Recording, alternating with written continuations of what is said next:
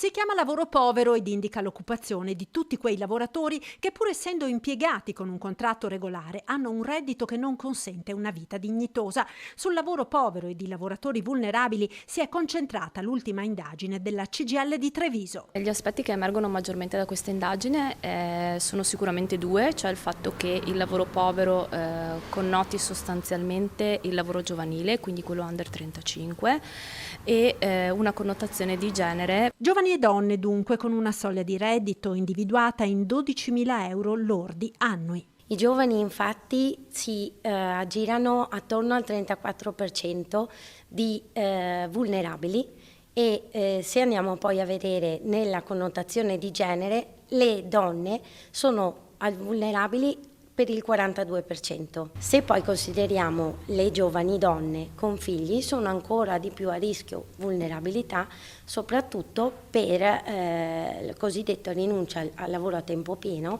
ma ad accettare le condizioni di lavoro part-time. Diversi i contratti che hanno retribuzioni orarie al di sotto dei 9 euro, 5,97 euro all'ora. Il lavoro meno pagato è quello di colf e badanti, che per la quasi totalità sono donne. Ad esempio il lavoro delle colf e delle badanti è quello che è meno retribuito in assoluto e che è sostanzialmente occupato dalla componente femminile del mercato del lavoro.